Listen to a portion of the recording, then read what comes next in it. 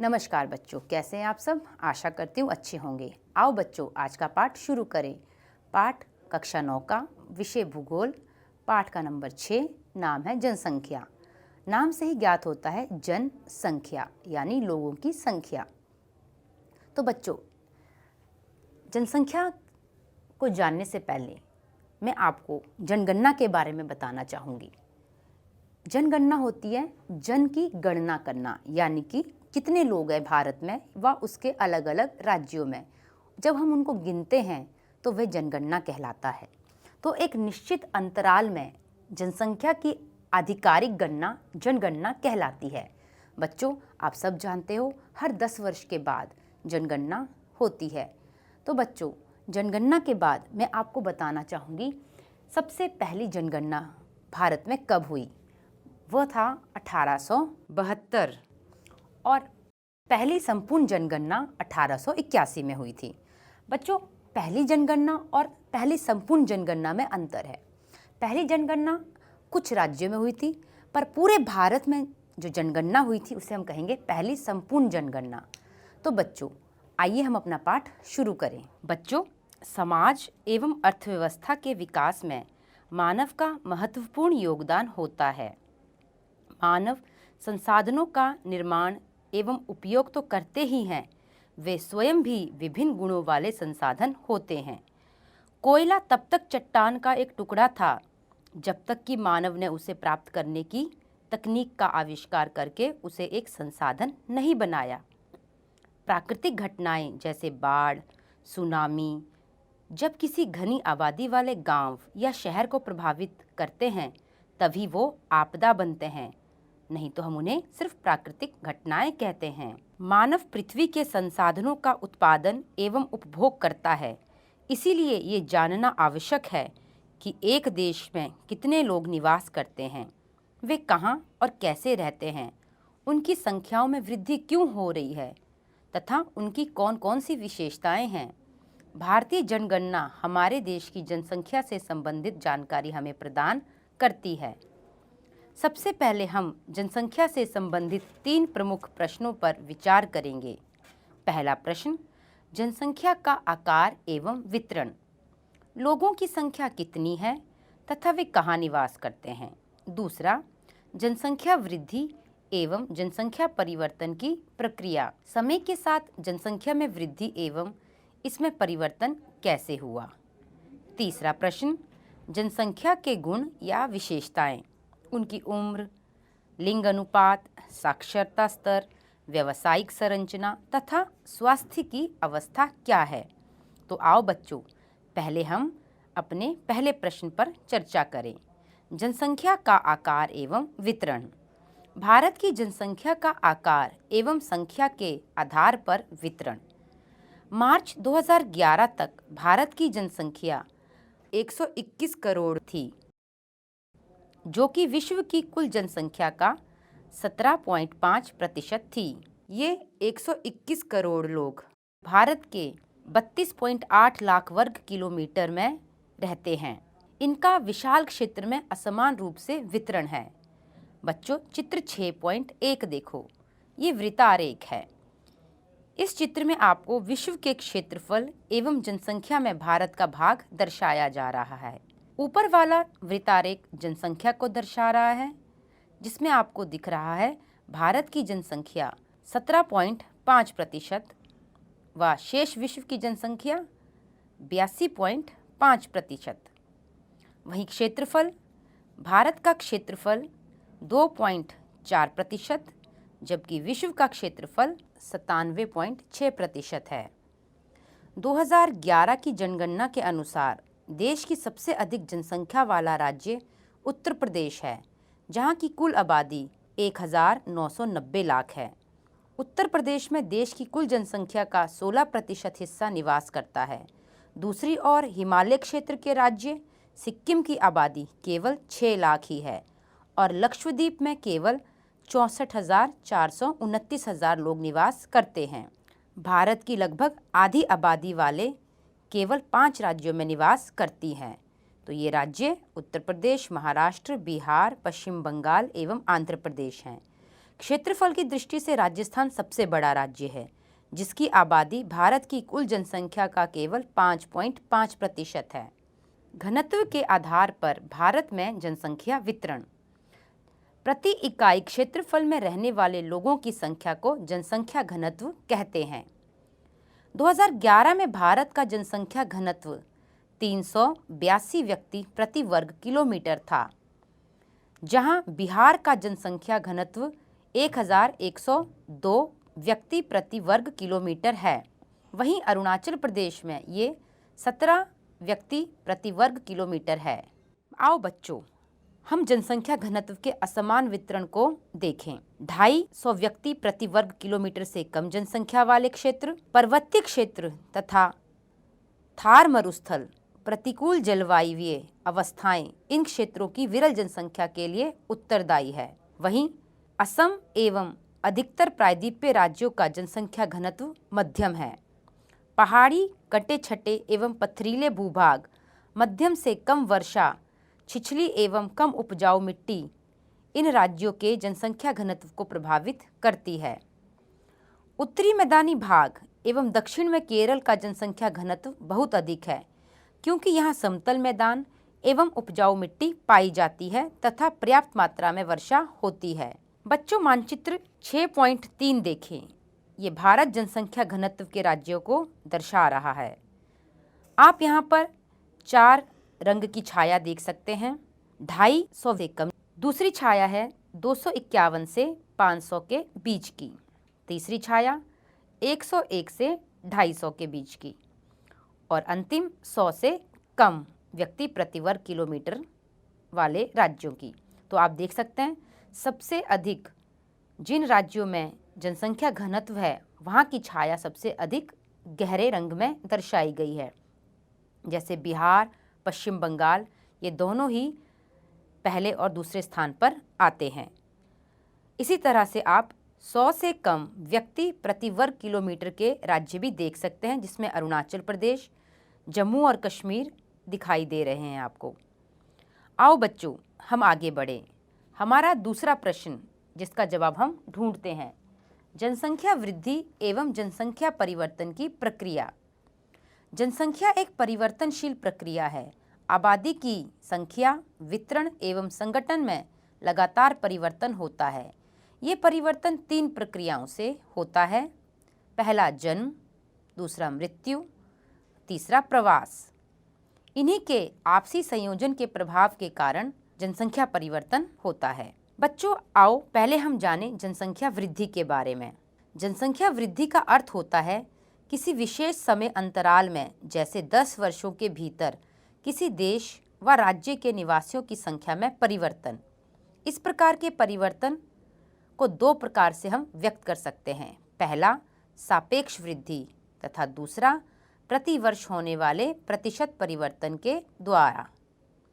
प्रत्येक वर्ष या एक दशक में बढ़ी जनसंख्या कुल संख्या में वृद्धि का परिमाण है। पहले की जनसंख्या जैसे 2001 की जनसंख्या को बाद की जनसंख्या से, जैसे 2011 की जनसंख्या से घटाकर इसे प्राप्त किया जाता है। इसे निरपेक्ष वृद्धि कहा जाता है।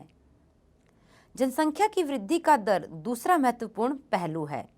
इसका अध्ययन प्रतिवर्ष प्रतिशत में किया जाता है।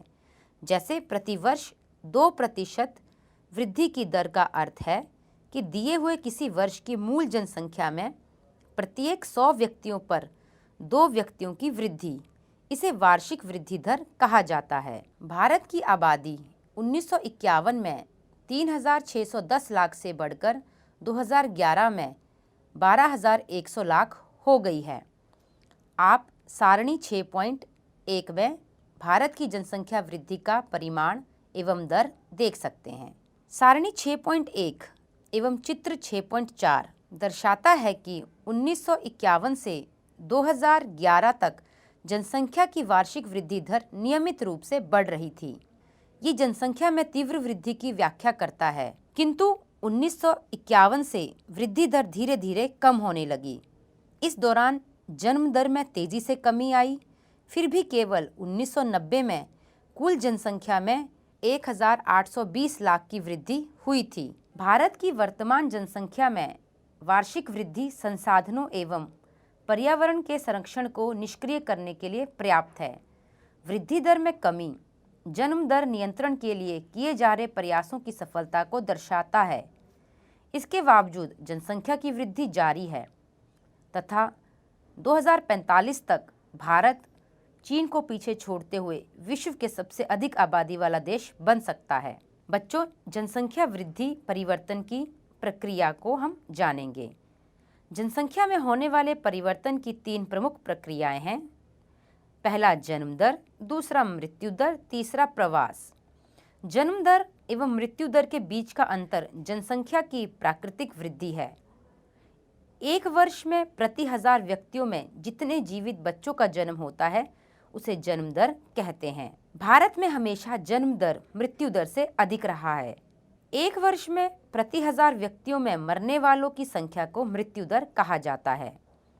मृत्यु दर में तेज गिरावट भारत की जनसंख्या में वृद्धि की दर का मुख्य कारण है। 1980 तक उच्च जन्म दर एवं मृत्यु दर में लगातार गिरावट के कारण जन्म दर तथा मृत्यु दर में काफ़ी बड़ा अंतर आ गया एवं इसके कारण जनसंख्या वृद्धि दर अधिक हो गई। 1981 में धीरे धीरे जन्म दर में भी गिरावट आनी शुरू हुई, जिसके परिणाम स्वरूप जनसंख्या वृद्धि दर में भी गिरावट आई। इस प्रकार के चलन का क्या कारण हो सकता है बच्चों? पहला कारण शिक्षा का प्रसार। जब लोग पढ़ेंगे तब वे जनसंख्या नियंत्रण के उपाय ढूंढेंगे। दूसरा, महिला जागरूकता। महिलाओं के जागरूक होने से वे छोटे परिवार का महत्व समझेंगी, क्योंकि हम सब जानते हैं छोटा परिवार सुखी परिवार। जनसंख्या वृद्धि का तीसरा घटक है प्रवास। लोगों का एक क्षेत्र से दूसरे क्षेत्र में चले जाने को प्रवास कहते हैं। प्रवास आंतरिक यानी देश के अंदर किसी राज्य से दूसरे राज्य में जाना भी हो सकता है, या अंतर्राष्ट्रीय प्रवास जैसे किसी देश से दूसरे देश में जाना भी हो सकता है, जैसे लोग भारत को छोड़कर अलग अलग देशों में जाकर बस जाते हैं। आंतरिक प्रवास जनसंख्या के आकार में कोई परिवर्तन नहीं लाता, लेकिन ये एक देश के भीतर जनसंख्या के वितरण को प्रभावित करता है, क्योंकि इसकी वजह से बच्चों एक राज्य की जनसंख्या कम हो जाती है और दूसरे राज्य की जनसंख्या बढ़ जाती है। भारत में अधिकतर प्रवास ग्रामीण से शहरी क्षेत्रों की ओर होता है, क्योंकि ग्रामीण क्षेत्रों में अपकर्षण कारक प्रभावी होते हैं। लोग बच्चों गांव को छोड़कर शहरों में ज़्यादा जाते हैं। आपने कभी सुना है कि किसी गांव से दूसरे गांव चले गए हो लोग? नहीं ना, ऐसा बहुत कम होता है। ज़्यादातर लोग जो प्रवास करते हैं वो ग्रामीण से शहरी क्षेत्रों की ओर ही करते हैं। उसकी क्या वजह हो सकती है बच्चों? हाँ जी, कोशिश करें बच्चे। गरीबी, बेरोजगारी, ये वजह होती है जब लोग अपना गांव छोड़कर शहरों की तरफ जाते हैं, या प्राकृतिक आपदा हो सकती है जैसे सूखा, बाढ़, भूकंप। और दूसरा कारण होता है कर्षण। कर्षण प्रभाव रोजगार में वृद्धि एवं अच्छे जीवन स्तर को दर्शाता है। लोग शहरों की तरफ जाना क्यों पसंद करते हैं बच्चों? क्योंकि उन्हें रोजगार चाहिए, जीवन जीने के लिए अच्छी सुविधाएं चाहिए, जैसे शिक्षा के लिए स्कूल, इलाज के लिए अस्पताल। इसी वजह से लोग गांव छोड़कर शहरों की तरफ जाते हैं। तो ये जो 2 कारक थे, अपकर्षण कारक व कर्षण, इन्हीं 2 की वजह से लोग प्रवास करते हैं गांव से शहरी क्षेत्रों की ओर। प्रवास जनसंख्या परिवर्तन का एक महत्वपूर्ण घटक है। ये केवल जनसंख्या के आकार को ही प्रभावित नहीं करता बच्चों, बल्कि उम्र एवं लिंग के दृष्टिकोण से नगरीय एवं ग्रामीण जनसंख्या की संरचना को भी प्रभावित करता है। अगर हम देखें, जब प्रवास करते हैं लोग तो उसकी भी एक निश्चित उम्र होती है। 15 से अधिक आयु के लोग ज़्यादा प्रवास करते हैं। वृद्ध अवस्था के लोग और बच्चे प्रवास कम करते हैं। वहीं लिंग के आधार पर अगर हम देखें तो ज़्यादातर प्रवास पुरुषों द्वारा किया जाता है। महिलाएं जो हैं वो प्रवास कम करती हैं। तो सिर्फ इसमें जनसंख्या के आकार में परिवर्तन नहीं हुआ बच्चों, उम्र और लिंग के आधार पर भी इसमें परिवर्तन होता है। जब महिलाएं कम प्रवास करेंगी वो गांव में रहेंगी, बच्चों और बूढ़ों की देखभाल करेंगी, इसीलिए उन्हें लोग जो है गांव में ही रखते हैं, क्योंकि वो बूढ़ों और बच्चों की देखभाल करती है, जबकि पुरुष जो है शहरों में जाकर रोजगार ढूंढकर पैसा कमाकर गांव भेजते हैं। तो आओ बच्चों आगे बढ़ें।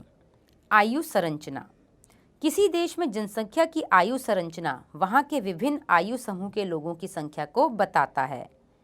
बच्चे, वयस्क एवं वृद्धों की संख्या एवं प्रतिशत किसी भी क्षेत्र के आबादी के सामाजिक एवं आर्थिक ढांचे की निर्धारक होती है। किसी राष्ट्र की आबादी को सामान्यतः हम 3 वर्गों में बांटते हैं। पहला वर्ग बच्चे, सामान्यतः 15 वर्ष से कम। दूसरा वयस्क, 15 से 59 वर्ष के, और वृद्ध 59 से अधिक वर्ष वाले लोग। तो बच्चों हमने इनको 3 वर्गों में बांटा। बच्चे ये आर्थिक रूप से उत्पादनशील नहीं होते हैं। इनको भोजन, वस्त्र एवं स्वास्थ्य संबंधी सुविधाएं उपलब्ध कराने की आवश्यकता होती है, जबकि वयस्क ये आर्थिक रूप से उत्पादनशील तथा जैविक रूप से प्रजननशील होते हैं। ये जनसंख्या का कार्यशील वर्ग है। जो पैसे कार्यशील जनता उत्पादन के द्वारा कमाती है, उन्हीं से बच्चों तथा वृद्धों की जनसंख्या का भरण पोषण होता है। तीसरा है वृद्ध। ये आर्थिक रूप से उत्पादनशील या अवकाश प्राप्त हो सकते हैं। ये स्वैच्छिक रूप से कार्य कर सकते हैं, लेकिन भर्ती प्रक्रिया के द्वारा इनकी नियुक्ति नहीं होती। इसका मतलब बच्चों ये अगर काम करना चाहे तो कर सकते हैं, इनकी इच्छा है, पर भर्ती इनकी नहीं होगी। अगला है आपका ये पाई आरेख। इस पाई आरेख को देखो बच्चों, इसमें उम्र संरचना दिखाई गई है भारत की। तो आप देख सकते हो 3 रंगों से दर्शाया गया है। जो संतरी रंग है वो वयस्क के लिए है, नीला वाला वृद्ध को दर्शाता है, और पीला वाला बच्चों के प्रतिशत को दर्शाता है। तो आप देख सकते हैं भारत की जनसंख्या में वयस्क की संख्या सबसे अधिक है, उसके बाद बच्चों की है, और सबसे कम संख्या वृद्ध की है। बच्चों तथा वृद्धों का प्रतिशत जनसंख्या के आश्रित अनुपात को प्रभावित करता है, क्योंकि ये समूह उत्पादक नहीं होते। मैंने आपको कहा था कि बच्चे और बूढ़े जो हैं वो कोई उत्पादन नहीं कर सकते, और वो किस पर आश्रित होते हैं? 15 से 59 वर्ष के लोगों पर, या हम ये कहें वयस्क लोगों पर। अगला है हमारा लिंग अनुपात। प्रति 1000 पुरुषों पर महिलाओं की संख्या को लिंग अनुपात कहा जाता है। समाज में पुरुषों एवं महिलाओं के बीच समानता की सीमा मापने के लिए एक महत्वपूर्ण सामाजिक सूचक है। देश में लिंग अनुपात प्रायः महिलाओं के पक्ष में नहीं होता। बच्चों आप बता सकते हो क्यों लिंग अनुपात प्रायः महिलाओं के पक्ष में नहीं होता? कोशिश करो बच्चों, शाबाश। आओ मैं आपको बताती हूँ। भारत में पुरुषों के मुकाबले स्त्रियों की जनसंख्या कम होने के कारण नंबर 1, पुरुष प्रधान भारतीय समाज में लड़कियों को पैदा होना अच्छा नहीं माना जाता। दूसरा, पुरुषों की अपेक्षा स्त्रियों का कम शिक्षित होना भी उनकी कम जनसंख्या का एक महत्वपूर्ण कारक है। तीसरा, कई स्थानों पर लड़कियों को पैदा होते ही मार दिया जाता है, जिसे हम कन्या हत्या भी कहते हैं। अगला, दहेज के लोभी लोग भी स्त्रियों की हत्या कर देते हैं, यानी कि घरेलू हिंसा व दहेज के लालच में भी लोग स्त्रियों को मार देते हैं, इसलिए महिलाओं की संख्या पुरुषों से कम है। आओ बच्चों सारणी 6.2 देखें। इसमें भारत का लिंग अनुपात दर्शाया गया है। आप देख सकते हो 1951 से 2011 तक का जनगणना वर्ष दिख रहा है आपको बच्चों, और उसके साथ ही लिंग अनुपात प्रति 1000 पुरुषों पर महिलाओं की संख्या दिखाई दे रही है। इसका मतलब अगर 1000 पुरुष हैं तो उनके पीछे कितनी महिलाएं हैं? तो आप देख सकते हो हमारा 2011 में 943 है। इसका मतलब कि 1000 पुरुष हैं और स्त्रियां 943 हैं। तो भारत में पुरुष हमेशा अधिक रहे हैं जनसंख्या में, और स्त्रियां की संख्या कम रही है। आपको पता है भारत में एक राज्य है केरल। केरल में लिंग अनुपात सबसे अधिक है। केरल के प्रति 1000 पुरुषों पर महिलाओं की संख्या 1084 है, जबकि हरियाणा में लिंग अनुपात सबसे कम है। हरियाणा में प्रति 1000 पुरुषों पर केवल 877 महिलाओं की संख्या है। तो बच्चों, इससे हमें क्या पता चला कि केरल ऐसा राज्य है जहाँ पर महिलाएं अधिक हैं और पुडुचेरी ऐसा केंद्र शासित प्रदेश है जहाँ महिलाओं की संख्या पुरुषों के मुकाबले अधिक है। वहीं दिल्ली और हरियाणा में पुरुष जो है अधिक है, महिलाएं सबसे कम हैं। तो आगे बढ़े बच्चों। साक्षरता दर। साक्षरता किसी जनसंख्या का बहुत ही महत्वपूर्ण गुण है। स्पष्टता, केवल एक शिक्षित और जागरूक नागरिक ही बुद्धिमत्तापूर्ण निर्णय ले सकता है तथा शोध एवं विकास के कार्य कर सकता है। साक्षरता स्तर में कमी आर्थिक प्रगति में एक गंभीर बाधा है। 2011 की जनगणना के अनुसार एक व्यक्ति जिसकी आयु 7 वर्ष या उससे अधिक है, जो किसी भी भाषा को समझकर लिख या पढ़ सकता है, उसे साक्षर की श्रेणी में रखा जाता है। भारत की साक्षरता के स्तर में धीरे धीरे सुधार हो रहा है। 2011 की जनगणना के अनुसार देश की साक्षरता दर 73% है, जिसमें पुरुषों की साक्षरता दर 80.9% है एवं महिलाओं की साक्षरता दर 64.6% है। तो बच्चों, आप यहाँ भी देखें, महिलाएं हमारे भारत में कम साक्षर हैं जबकि पुरुष अधिक साक्षर है। बच्चों, साक्षर और शिक्षित व्यक्ति के बीच अंतर है। साक्षर व्यक्ति वे है जिसकी आयु 7 वर्ष या उससे अधिक हो, उसे किसी भी भाषा को समझना पढ़ना आता हो, जबकि शिक्षित व्यक्ति विद्यालय व कॉलेज जाकर अपनी पढ़ाई पूरी करता है। साक्षरता अनौपचारिक तरीके से भी बिना विद्यालय जाए हुए प्राप्त की जा सकती है, परंतु शिक्षित होने के लिए हमें स्कूल जाकर शिक्षा ग्रहण करनी पड़ती है। तो बच्चों, ये है दोनों में अंतर। आओ बच्चों, अब हम व्यावसायिक संरचना को जानें। आर्थिक रूप से क्रियाशील जनसंख्या का प्रतिशत विकास का एक महत्वपूर्ण सूचक होता है। विभिन्न प्रकार के व्यवसायों के अनुसार किए गए जनसंख्या के वितरण को व्यावसायिक संरचना कहा जाता है। व्यवसायों को सामान्यतः प्राथमिक, द्वितीयक तथा तृतीयक श्रेणियों में वर्गीकृत किया जाता है।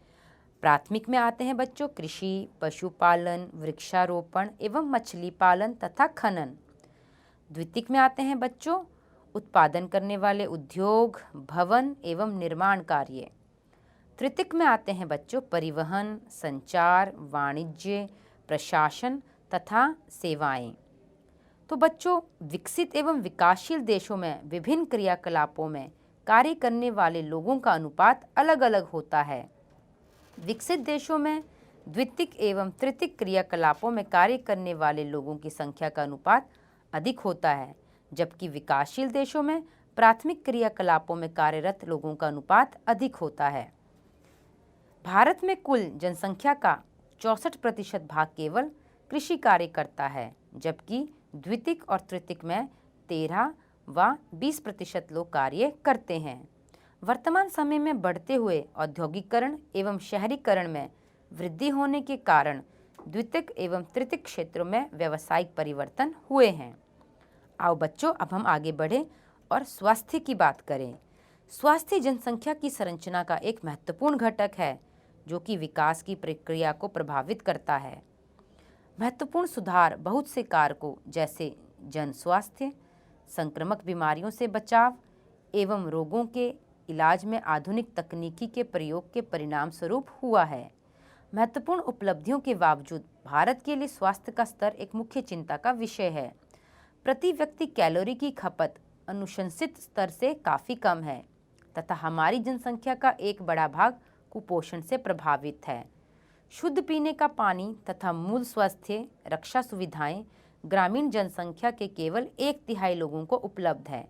इन समस्याओं को एक उचित जनसंख्या नीति के द्वारा हल करने की आवश्यकता है। सरकारी कार्यक्रमों के निरंतर प्रयास के द्वारा भारत की जनसंख्या के स्वास्थ्य स्तर में महत्वपूर्ण सुधार हुआ है। आओ बच्चों, जानें किशोर जनसंख्या के बारे में। भारत की जनसंख्या का सबसे महत्वपूर्ण लक्षण इसकी किशोर जनसंख्या का आकार है। ये भारत की कुल जनसंख्या का 5वां भाग है। किशोर प्रायः 10 से 19 वर्ष की आयु वर्ग के होते हैं। ये भविष्य के सबसे महत्वपूर्ण मानव संसाधन है। किशोरों के लिए पोषक तत्वों की आवश्यकताएं बच्चों तथा वयस्कों से अधिक होती है। कुपोषण से इनका स्वास्थ्य खराब तथा विकास अवरोधित हो सकता है।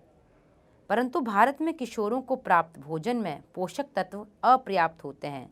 बहुत सी किशोर बालिकाएं रक्तहीनता से पीड़ित रहती हैं। किशोर बालिकाओं को अपनी समस्याओं के प्रति संवेदनशील बनना चाहिए।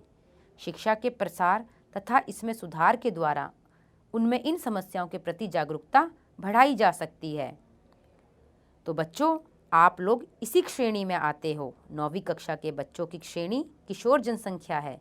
आपका स्वास्थ्य हमारे लिए व देश के लिए बहुत ही महत्वपूर्ण है और बालिकाओं का ध्यान ज़्यादा रखना पड़ता है क्योंकि इनमें रक्तहीनता से पीड़ित बालिकाओं की संख्या अधिक पाई गई है और आपकी शिक्षा का प्रसार व सुधार भी ज़रूरी है। आओ बच्चों, राष्ट्रीय जनसंख्या नीति के बारे में जानें।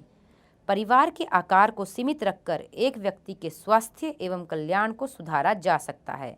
इस तथ्य को ध्यान में रखते हुए भारत सरकार ने 1952 में एक व्यापक परिवार नियोजन कार्यक्रम को प्रारंभ किया। परिवार कल्याण कार्यक्रम जिम्मेदार तथा सुनियोजित पितृत्व को बढ़ावा देने के लिए कार्यरत है। राष्ट्रीय जनसंख्या नीति 2014 वर्ष से कम आयु के बच्चों को निःशुल्क शिक्षा प्रदान करने, शिशु मृत्यु दर को प्रति 1000 से 30 से कम करने, व्यापक स्तर पर टीकारोधी बीमारियों से बच्चों को छुटकारा दिलाने, लड़कियों की शादी की उम्र को बढ़ाने के लिए प्रोत्साहित करने तथा परिवार नियोजन को एक जन केंद्रित कार्यक्रम बनाने के लिए नीतिगत ढांचा प्रदान करती है। राष्ट्रीय जनसंख्या नीति 2000 और किशोर। राष्ट्रीय जनसंख्या नीति 2000 ने किशोर किशोरियों की पहचान जनसंख्या के उस भाग के रूप में की है जिस पर बहुत ध्यान देने की आवश्यकता है। पौषणिक आवश्यकताओं के अतिरिक्त इस नीति में अवांछित गर्भधारण और यौन संबंधों से प्रसारित बीमारियों से किशोर किशोरियों की सुरक्षा जैसी अन्य महत्वपूर्ण आवश्यकताओं पर भी जोर दिया गया है। इसके द्वारा ऐसे कार्यक्रम चलाए गए हैं जिनका उद्देश्य देर से विवाह और देर से संतानों उत्पत्ति को प्रोत्साहित करना, किशोर किशोरियों को असुरक्षित यौन संबंधों के कुप्रभावों के बारे में शिक्षित करना, गर्भ निधारक सेवाओं को पहुंचाना और खरीद के भीतर बनाना, खाद्य संपूरक और पौषणिक सेवाएं उपलब्ध करवाना तथा बाल विवाह को रोकने के कानूनों को सुदृढ़ करना है। किसी भी राष्ट्र के लिए वहाँ के लोग बहुमूल्य संसाधन होते हैं। तो बच्चों, एक शिक्षित एवं स्वस्थ जनसंख्या ही कार्यक्षम शक्ति प्रदान करती है। आओ बच्चों, अब मैं आपसे कुछ प्रश्न पूछूं। तो तैयार हो आप सब? चलिए, पहला प्रश्न, जनसंख्या किसे कहते हैं? उत्तर, एक विशेष क्षेत्र में रहने वाले स्त्री, पुरुष तथा बच्चों की कुल संख्या को जनसंख्या कहते हैं। अगला प्रश्न, जनगणना किसे कहते हैं? एक निश्चित समय अंतराल में जनसंख्या की आधिकारिक गणना को जनगणना कहते हैं। भारत में सबसे पहली बार जनगणना कब की गई थी? उत्तर है 1872 में। अगला प्रश्न, 2001 की जनगणना के अनुसार देश की सबसे अधिक जनसंख्या वाला राज्य कौन सा था? सही उत्तर है उत्तर प्रदेश। अगला प्रश्न, क्षेत्रफल के हिसाब से कौन सा राज्य सबसे बड़ा है? उत्तर है राजस्थान। अगला प्रश्न, जनगणना कितने वर्षों के पश्चात होती है? उत्तर है 10 वर्षों के पश्चात। अगला प्रश्न, विश्व में सबसे अधिक जनसंख्या वाला देश कौन सा है? उत्तर है चीन। अगला प्रश्न, लिंग अनुपात किसे कहते हैं? उत्तर, प्रति 1000 पुरुषों पर महिलाओं की संख्या को लिंग अनुपात कहते हैं। अगला प्रश्न, सबसे अधिक महिला साक्षरता दर कौन से राज्य में है? उत्तर, केरल में।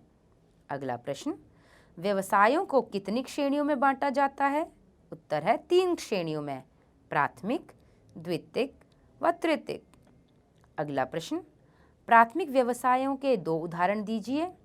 उत्तर है कृषि व पशुपालन। अगला प्रश्न, द्वितीयक व्यवसायों के 2 उदाहरण दीजिए।